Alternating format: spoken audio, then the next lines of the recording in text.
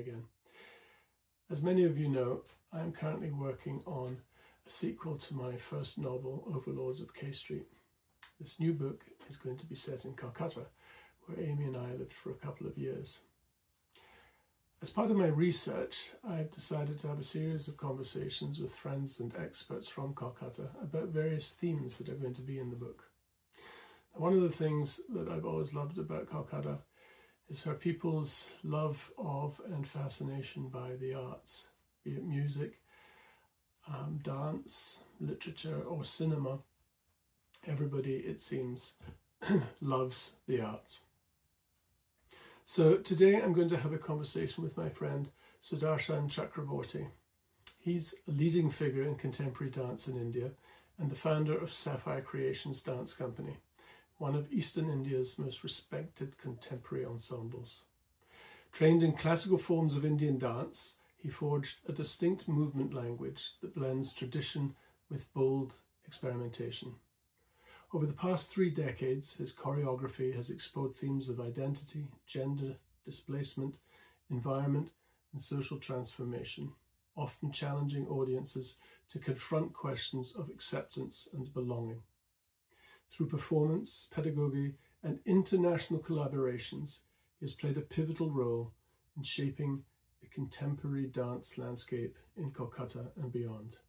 He is also the festival director of Interface, Eastern India's first international dance biennial in Calcutta, started in 2002.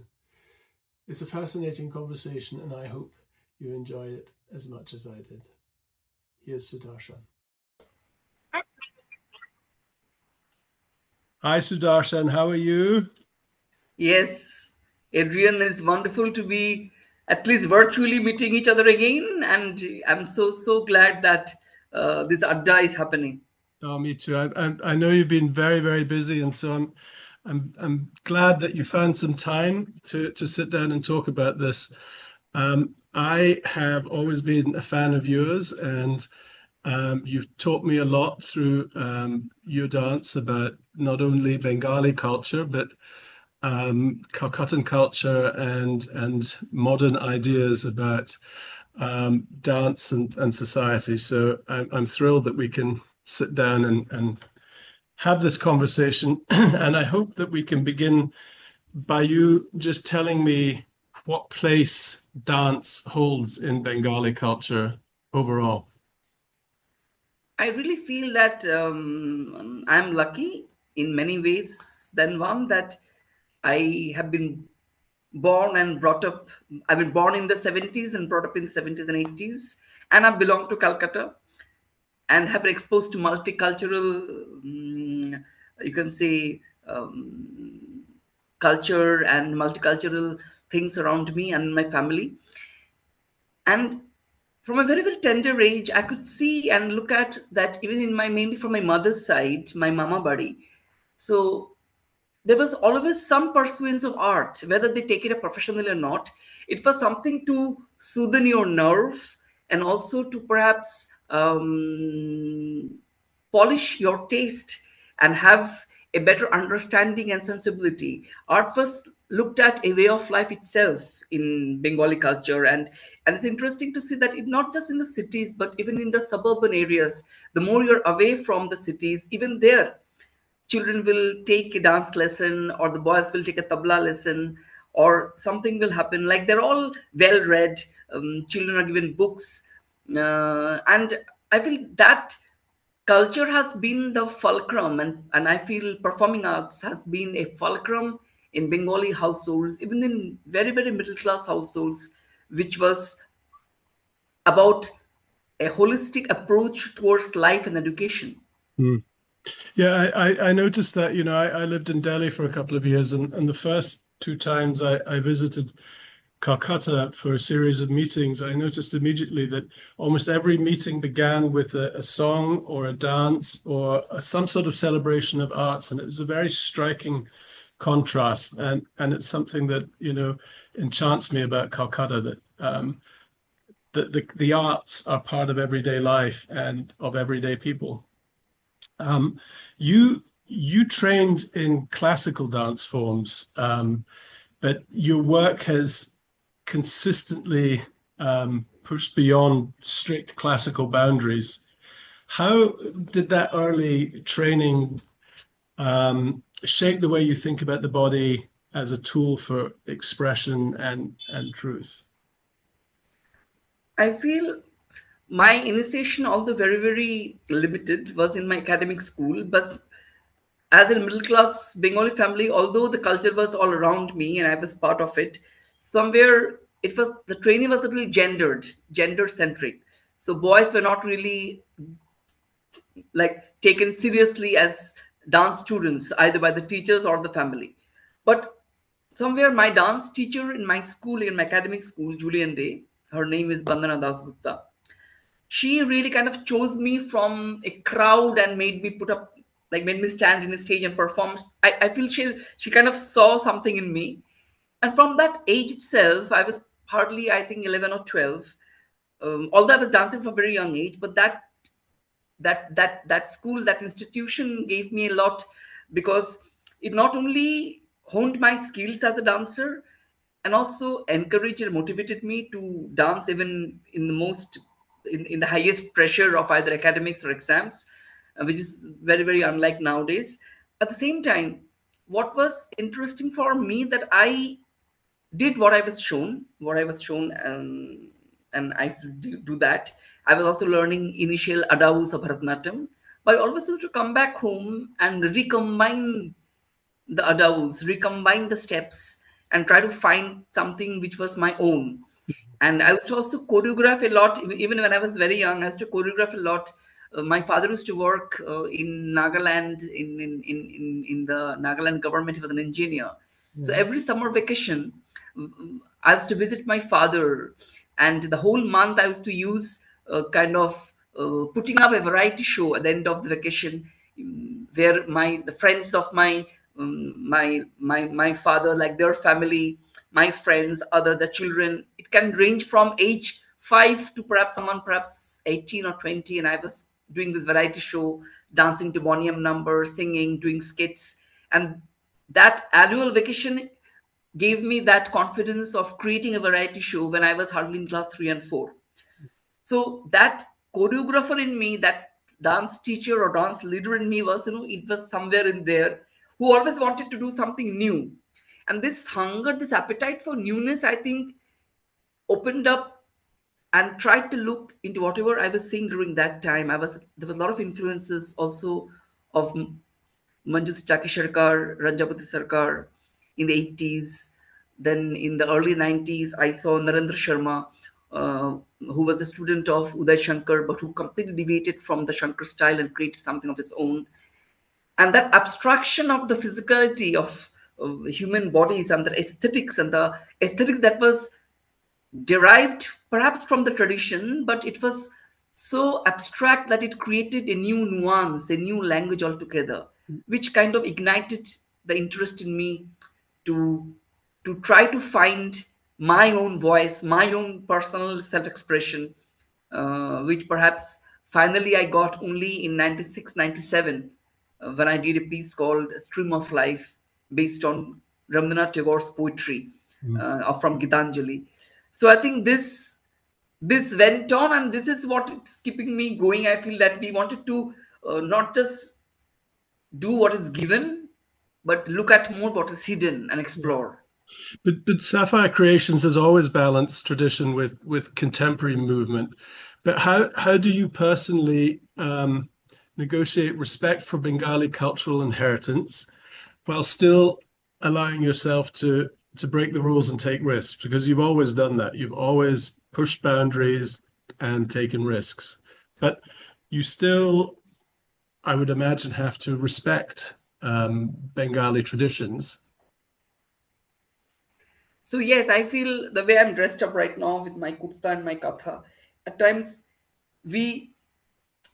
So I'm at times I look more a traditional dancer. At times also fashion choreographer, fashion designer.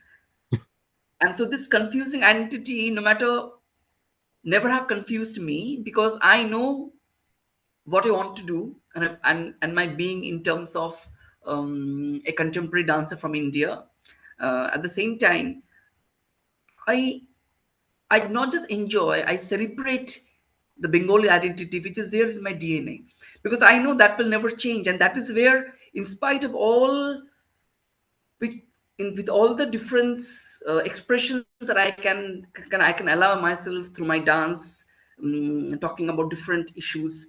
Somewhere I know that my family, my background, my upbringing in a Bengali household, my exposure to the dance dramas of Rabindranath Tagore and doing that, Chandalika, Chitrangada, all those are peeping and all those are seeping somewhere in my new expressions. It is not disconnected, I feel. I think this Bengali connect is something which is so intrinsic that it remains, and that is what I want to celebrate, because that is what where perhaps my identity as a contemporary dancer from India, from Calcutta, is all about, which is Bengali, yet not so Bengali, because the Bengaliness is not on the face, but it is there within little pulses that is there in my work. Because you know that I also did Tagore's work, but created a completely new language. I've changed the way it is used to be done, but somewhere I still remain a Bengali forever. Right. That's beautiful. You mentioned 96, but was that the moment in your journey when you realized that dance for you was not just about performance, but about asking uncomfortable questions about society, identity, or life itself? Actually, it is very interesting because what I see, um, in the early 90s, there were music bands, there were dance companies like us who were trying to find a new language. There was an attempt to break barriers in many ways, whether it is band music, whether it is dance. And we belong to the generation somewhere we were just before the globalization, just before the satellite invasion. Thank God we saw the transformation from everything that was analog and black and white to something, the overwhelming, you can say, um, invasion of everything that changed life. So somewhere there, I was brought up in a very, very open minded Bengali household. At the same time, my schooling was also very, very encouraging in a way of allowing me to dance. And I was the only male dancer in my school. But gender identity was something which I never thought much. It was just only my personal, intimate experience. But it was only during that time I read a poem. And also, there was gender identity was nothing to be much talked about as a discourse, whether it in academic institutions or whether so we never had any outlet. It was just perhaps some supplements in some newspaper that I used to read, some agony aunties who would kind of solve, solve some kind of questions and inquiries. And through that, one supplement was a poetry which was called the Alien Flower. And I don't know, it's about time, I feel. The poetry was about a gay person's perspective, the way he looked at his life, but it was again not so direct. So I was also during that time connected with the very, very early LGBTQ plus movement in the city through a private organization called Council Club. So people were breaking barriers, like I said, in dance and music. Also, there were some friends who were trying to advocate about gender identity in the city. And I knew that this person may know the writer of this poetry, the poet. So I connected with him. And somehow in 1996, I came up with a production called The Alien Flower, which is India's first, some people say perhaps Asia's first full and dance production on same gender love, which was premiered in 1996 at the GD Birla Sabhagar, which is a very, very premium venue. And it was not just premiered, it was premiered not in a hush hush, but it was a very celebrated premiere with a lot of media, public people. And in that same year, I took this production, and it's mid 90s, Adrian. So you can well imagine the the difficult questions that it is raised. But I put it up. I put that production in the state Government of West Bengal Dance Festival, Sudarshan Dance Festival, and in the same year we were performing at the private Puri Beach Festival in the beach with perhaps 2,000 audience. Somewhere I knew that people may like or may not like it, but I chose to say something. I chose to use the power of dance as a way of communication, and from that was indeed the turning point, because that actually gave me the strength of what dance can be all about. It also strengthened my identity, both as a dancer, as a dance activist, as a gay person, everything. I feel I could do this without kind of negotiating anything, in a way, because I feel I didn't have any burden of either a gharana or a lineage or a institutional guru. But I don't know whether I could do that today or not. But I feel, yeah, I could take the risk. Also, my dancers with me, my team, had the faith in me to do this. Yeah. So, how was it accepted? Yeah, it was. Um, I feel the media in particular was waiting for something. It was not about sensationalization, because, of course, the topic was very, very important, very, very bold. But when people came to watch the show, they also came to know the intricacies of the dance vocabulary that we were trying to build. It was not just an LGBTQ plus production. It was not just for um, attention, but it also oriented the way Sapphire dances, Hmm. not just in terms of theme, but also in terms of the dance lexicon. So the I feel the reviews were great and people really loved it, and also very striking. We did that Uday Shankar festival in a North Kolkata hall, which is supposed to be a little conservative, Hmm. but I felt the audience, the common people who came up to me backstage, some of very, very, you can say someone who was not expected to be cued, they said that they loved it and they were kind of touched by the production. I think my production gave a voice to lot many, and later, Adrian, the production became also a fulcrum of the entire LGBTQ plus movement in a way, much before the Pride March, much before uh, where the community people could come and show their solidarity. This production became a point of their celebration. They used to come dressed up, and they used to come and enjoy. It was like a little get together for them, because when they saw that mainstream dance company, a mainstream venue, is celebrating something which was always in the periphery, which was always on the sides. And so that became, I feel, the real celebration of pride, even Yeah, before the pride marches. that's what. When was the first Pride March in Kolkata? Do you The remember? first Pride March was called the Friendship March, which was, I feel, again Asia's first march in Right. 1999. And later the Pride March started. And also, here I want to say that my house has been a very, very interesting, you can say, milestone. If ever the rainbow history is talked about India, then somewhere Sapphire Creations will stay, because many of the participants of this friendship walk of the Pride March, or the first of its kind, work used to come from suburbs. So they couldn't even talk about it to their family. So they all would to want to have an excuse and to come by the train and stay in and be in Calcutta. And they all, most of them were staying at my place overnight to participate in the Pride March the next morning. So it's interesting that where perhaps somewhere directly and latently, Sapphire has been part of the strong LGBTQ plus movement when this the very term did not exist.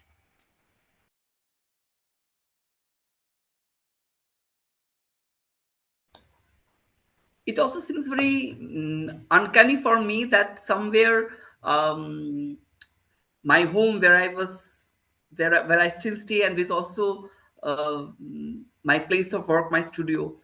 Um, it actually is quite a milestone in the journey of the LGBTQ plus movement of not just West Bengal, perhaps of India, because um, we did the dance production Alien Flower from this very place.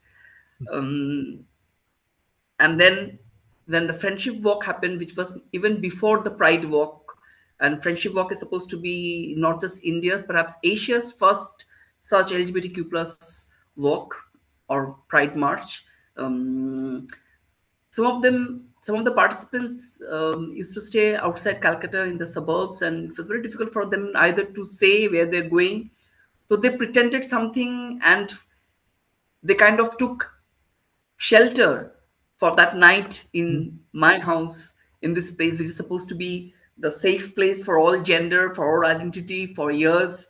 And this became the place where they could stay, and they went to the friendship walk, the pride walk, the next morning. That's So I remarkable. feel, and also as I was saying that where where my show itself, much before the pride walk, the show of Alien Flower used to be the the space of celebration where people of all identity can celebrate and just be themselves without being judged. And that is where perhaps Sapphire also became representational of an institution where we were all just dancers, artists, where our gender, our orientation, sexual identity, anything, any differences of our culture, our religion, nothing mattered.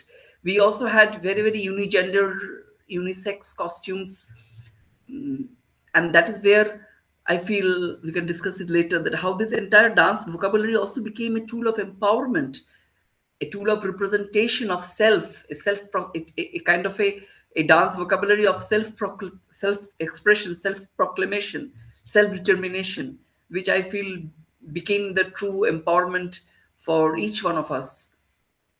That's wonderful. So I mean, really, in a way, that production helped pave the way for greater acceptance in Kolkata. Um, you know, I don't know if this is a question that you can answer, but over the years from those early days, have you seen a genuine shift in how Calcuttan audiences, Indian audiences um, respond to these types of themes in your productions? I feel it's interesting actually in the way there was a time when without social media we were performing in mainstream dance festivals or in very, very conservative spaces, and people would come up to me and would celebrate the production, would congratulate me. But there was also this section, perhaps mainly comprised of mainly the dancers, who never liked the way we dance or never liked the representation of such themes in dance. So I was also to some point, in to a certain extent, were also looked at an outsider. With my non-dance background, where I was not under any lineage or great guru, with so I did not belong to the world of dance, and I was also bringing in something which did not belong to the world of dance. So it was something, perhaps I was looked at a little like an aberration from what is accepted. So gradually, when the popularity of the group started becoming more and more and larger and wider with growing audiences, I feel people have started accepting. And I was saying that media and the general people at times, they're actually waiting for a change. So when we talk about a lot of change now in Bengal, as even as like a political slogan that we want to change, somewhere our dance, the way we looked at dance, brought something to stir up the comfort of what was existing during that time. So there was a growing audience, and they are still following us, and they kind of love us. The shift which happened in the recent times, which I feel that we have somehow have been a little polarized in creating little ghettos, little camps, which feeds onto each other, and which is not about acceptance or non-acceptance. It is about just liking someone or not liking someone.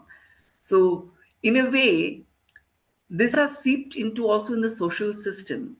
So although I feel contemporary dance is now have become popular in our country, there are lot more practitioners, lot more platforms, a lot more representation. Even I feel gender identity has a lot more representation and lot more voice and visibility. But somewhere down the line, it is still marginal, both the practice and the form, which is not looked at something which is a representation of the Indian ethnicity or Indian identity, and which is taking a little difficult moment now, when perhaps there is an audience, when perhaps there are more practitioners, but the institutional support which should have come much earlier is now dwindling more and more. And in between the institutions, there are a lot more lobbies, which perhaps I was not prepared, because I have to confess, Adrian, that there was a time there were people who has helped Sapphire, who has helped me, who I never met. Say even people like, say, you, Adrian, where you are far away in the United States and you're away and we're not connected somewhere, but it is, you believe in our journey, you believe, you have faith in our work. So there has been people in the institutions, in the government agencies, who without even knowing me just said that work like yours needs to be supported. And it says a big way. It was not about it was not about PR. It was not about kind of a PR machinery. It was not about knowing someone. It was about that faith we kind of created through the work, which I feel at times now, when everything is a little polarized, our representation is becoming a little more invincible. So that's a very interesting observation. Unfortunately, polarization is going on all over the world now.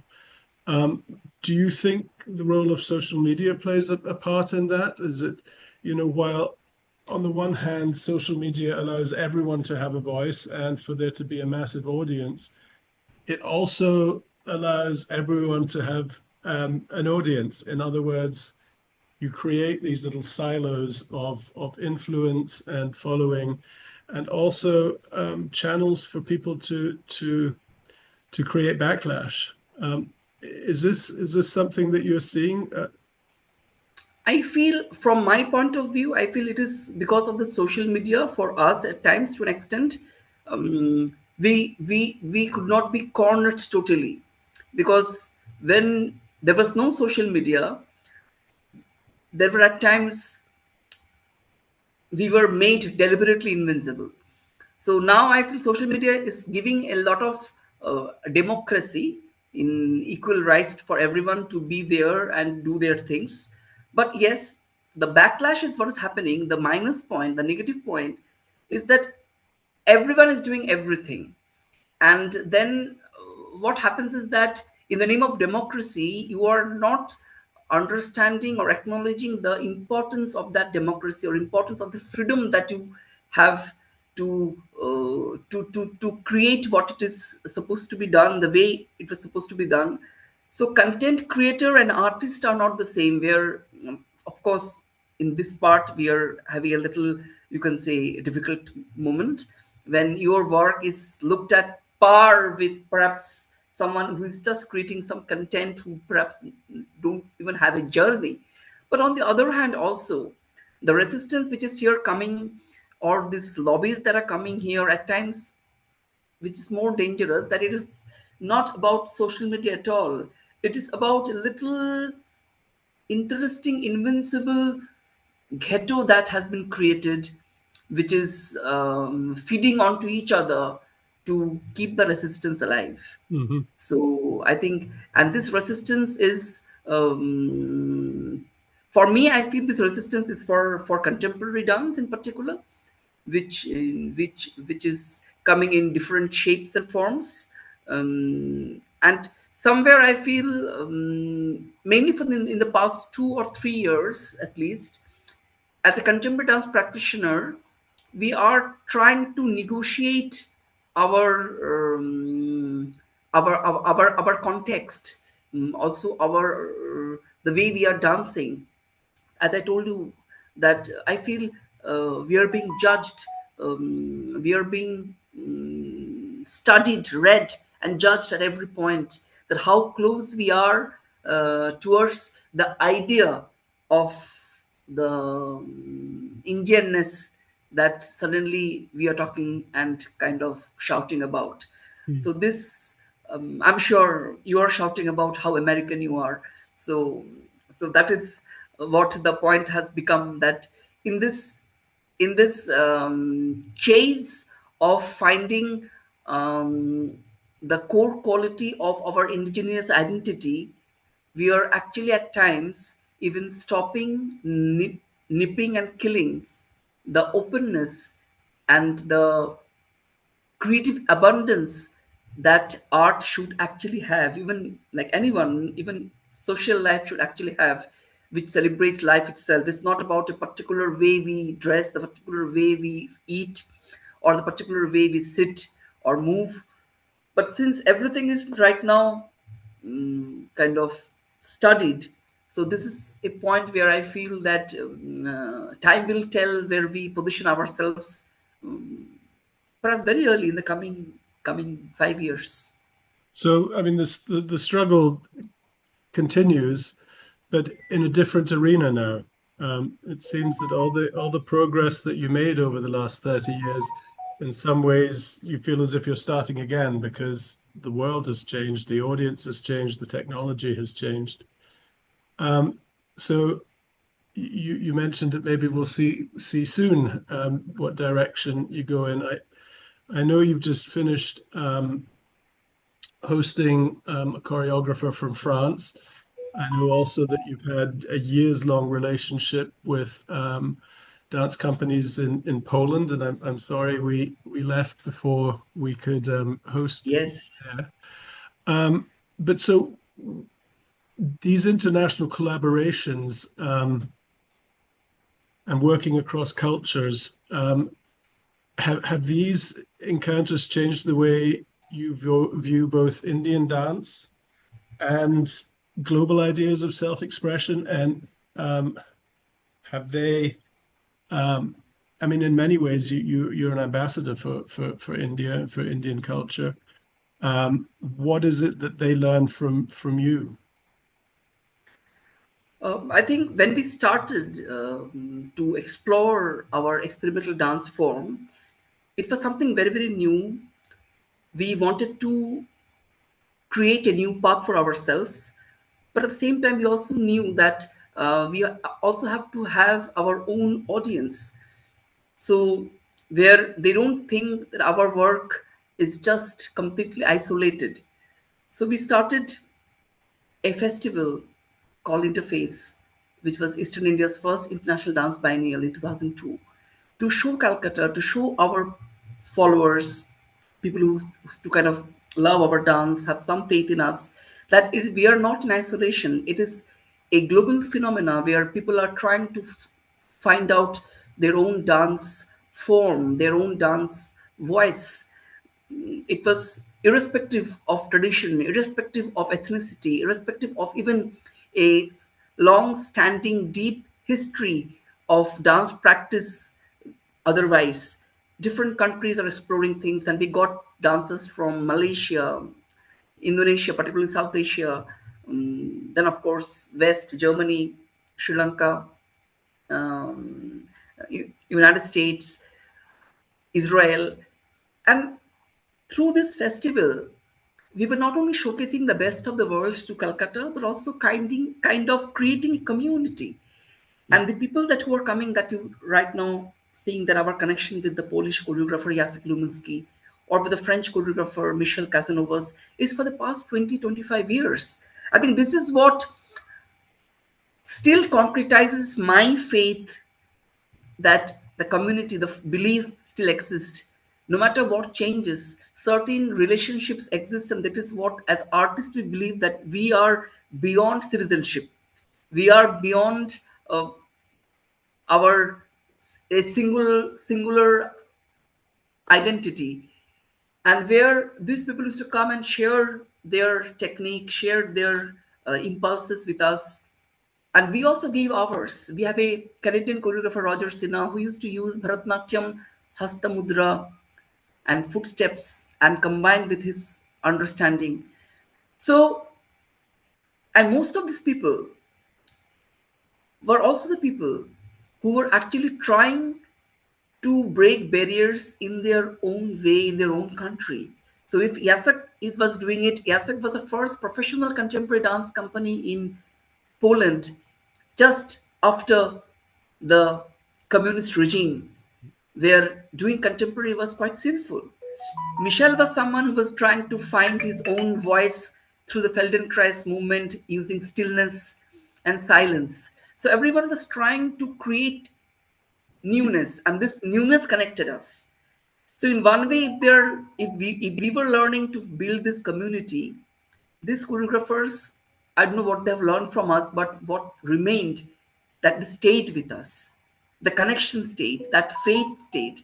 That was kind of was very important for us, which still is, I feel, nurturing lot many dancers, and we gave many such dance teachers, choreographers, art managers working right now in Bengal, working outside and even out abroad, who have been trained in this process with exposure of the global aesthetics, and yet finding their own personal voice, their own personal identity through dance. But does it also sort of allow you to see that what you're going through, what you've just described, as some of the barriers that you're seeing in Kolkata and India, that they're going through as well in their countries, that in fact it is a time now when art is increasingly shaped by algorithms, the funding pressures that you described, the social media attention, and the sort of silos that creates. Surely seeing that the struggles are similar in other parts of the world helps create a feeling of strength and unity and learning from each other as to how to go into this new time, this new era. What I feel is that change is constant, as we always say. It's quite a cliche, but that is where how you orient yourself towards a change, by not changing everything about what you do, but just getting cued of what is needed to be done to fit within the structure of the system without losing your core intention or core quality of your work, because that will remain a challenge for us. It is a challenge on in one way. As I said, we were always in between the tradition and the Bollywood dance, so we never belonged anywhere. On the other way, with so much of representation of experimental dance, or contemporary dance in the media, in films, I myself choreographed in so many movies, theater. But right now, what I'm seeing, that there is a new term of commercial dancing, which is not about original voice at all, which is about the social media algorithm. It is about copying and having reference points already and just recreating what is given. So the entire idea of exploration is not there, and that is what is killing the strength of originality. It is killing a whole new generation towards the very idea of starting from scratch, from zero, starting from just what you have in your mind without any reference point. Actually, without having a reference point itself is the biggest challenge right now, with so much of feet that you are going through. So I feel the challenge for me is trying to bring back the faith even for my dancers, even for the new generation, the young people, the young dancers, the young practitioners, to have faith in the original ideas and how to reboot them where everything becomes empty, so that you go back to zero, and how you process from there to find your own, whether it is your art, whether it is your own life and lifestyle. It's not about chasing and copying what already exists.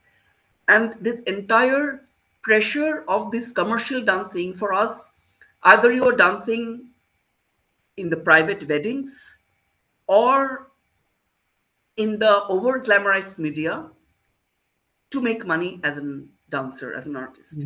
So our challenge right now is actually to find that art economy which can be self-sustaining without compromising. But it is not easy, because also another thing which has changed the lifestyle of the young, not just young, even I think everyone, the demand from life has increased a lot. So it's all about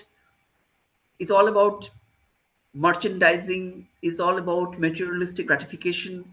So there you also have to understand and find that question of why did you started to be an artist, and how you sustain that. And if it was only money, then you could have been just perhaps doing something else. So I think the very intention of art needs to be questioned by the young. And for practitioners who are seeing the different worlds, the transgression, for us it's rebooting and the way you did just now. So rebooting and thinking that how we place ourselves, without without compromising on the intention, uh, of how we started the journey. I think that is That's what it is. that's an extraordinary observation, Sudarshan, that I hadn't thought of. But um, in a way, you're absolutely right that people now through social media, they're not looking to change anything. They're looking to maximize reactions, feedback, and they do so by tapping into things that are already popular, things that are new, things that challenge the familiar. They don't get as many hits, they don't get as many views, they don't get as many ad revenues. So it's so interesting that while at this time your dance and your creativity and pushing the envelope as you always do, in theory should have much bigger audiences. You should be able to reach everyone in the world. And yet what you're saying is that the world's actually closing down for creative people who with Because few here messages. I also want to say that even the idea of India, we already are boxing. We are boxed every time, every moment. Even the idea of each boxes for the festival curators, for the festival directors, that is also kind of not shifting much. So if it was tradition, now it was become Bollywood musicals, which is good, wonderful. But as a contemporary dance practitioner, we either have to derive directly from tradition to be representational, or we have to be completely full blown Bollywood musical with 100 dancers to make it look loud and make it look kind of make us heard. Yeah. So I think, so that is where I feel the entire intention of the contemporary dance journey of India needs to be, I think, relooked, and that is where no one is coming to play a role. Therefore, even after so many years, Uday Shankar started modern dance in the 1920s, 1930s. Even after so many years, no university in India has a full time, you can say, dance education as a contemporary dance as a degree. No university has a degree, and the cultural, like the state has no scholarship, no fellowship for such students who have to do if they have to take such scholarship fellowship, they have to do under the garb of either a traditional dance form or theater. Now, if theater can have fellowship scholarship, why can't have a contemporary dance? Because theater also have different schools of thought. Because that is what people say, that contemporary dance is so much about to do with personal voice and freedom. There cannot be a single school of thought, and therefore we cannot have a general fellowship or scholarship. I think if theater can have, puppetry can have, why not contemporary dance? There's So even a from school. the point, it is quite disturbing. Yeah. Well, there's even a school of mimes, isn't there, in Kolkata? um, but this is it's always been thus for you, Sudarshan. I mean, you came, as you said, from outside the dance world. You didn't practice under a guru. You've always been an outsider. The struggle just has sort of morphed a little bit. But do you feel at this particular point in your life and in your journey optimistic? Are you up for the fight? Do you think you can turn the tide, or are you feeling a little down about it? Yeah, it's a difficult question. Yeah, I'm probably little tired, but at the same time, I also feel that if our generation don't come up to address this issue, then it will be something very quite dreadful and quite sinful for our next generation to follow. So two things which I have in my mind, that we will have an archive of the contemporary dance journey of the whole country, looking at people who started, and even there are some people who are still there, because after this, nothing will happen. People will forget history, or history will be rewritten in different ways, where it will not help the next generation of contemporary dancers. They will feel more disconnected, they will feel more rootless.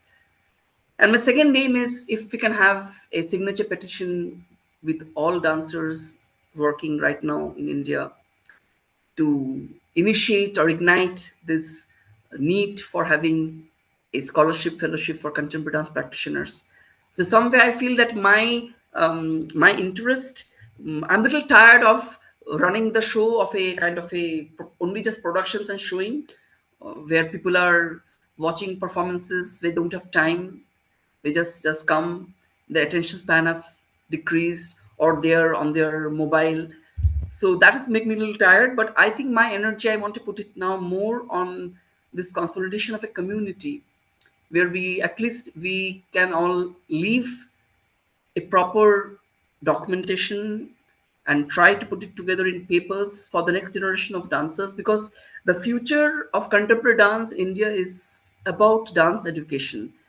And because our traditional dance forms have been for thousands of years, it has an amazing pedagogy, it is everything, it is set by the gurus, even they have worked very hard for years.